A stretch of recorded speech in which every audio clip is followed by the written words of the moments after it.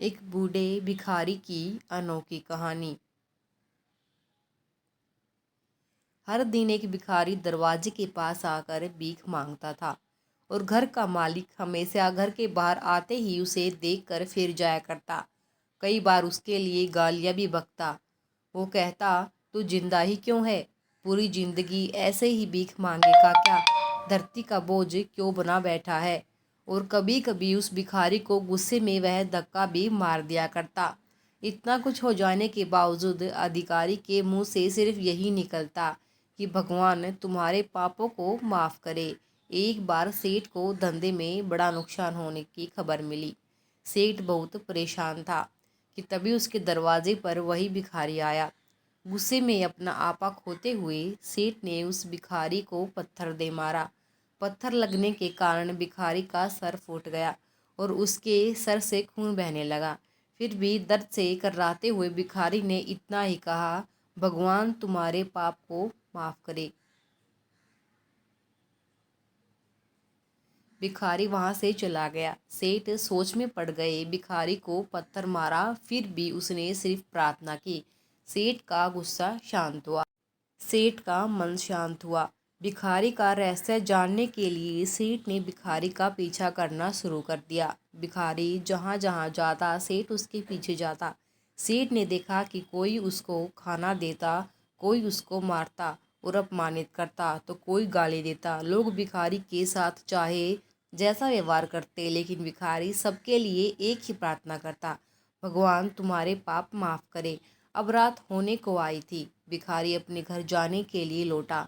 वो अपने घर पहुंच गया, लेकिन सेठ अब भी उसका पीछा कर ही रहा था। एक पुरानी टूटी हुई खटिया पर एक बूढ़ी औरत लेटी हुई थी। काफ़ी कमज़ोर और बीमार लग रही थी। वह भिखारी की पत्नी थी। अपने पति को वापस आता देख वह खाट से उठ गई। पत्नी ने अपने पति के भीख वाले कटोरे को देखा। उसमें सिर्फ आधी बासी रोटी थी। उसे देखकर वह बोली, आज बस ही मिला, और हाँ, आपके सर से खून निकल रहा है, ये चोट कैसे लगी? बूढ़ा भिखारी बोला, आज बस इतना ही मिला, किसी ने कुछ दिया ही नहीं, सब ने गालियां दी और एक नए पत्थर भी फेंकना, इसलिए मेरा सर फट गया। एक गहरी ठंडी सांस लेकर बूढ़ा भिखारी फिर से बोला, यह मेरे ही पापों का फल है। तुम्हें याद है कुछ साल पहले हम कितने अमीर थे? क्या कुछ नहीं था हमारे पास हर चीज़ ज़रूरत से ज़्यादा थी, लेकिन हमने कभी दान नहीं किया। और उससे भी बुरा हमने उस अंधे भिखारी के साथ किया जो हमारे द्वार पर भीख मांगने आया करता था। बूढ़ी पत्नी की आंखों में आंसू आ गए। वह बोली, हाँ, हम उस बेचारे अंधे के साथ बहुत बुरा करते थे, उसका अपमान करते थे, उसे खाने के रोटी की जगह कागज दिया करते, उसका मजाक उड़ाया करते और कभी कभी मारा भी करते। मैंने कभी उसको रास्ता नहीं दिखाया।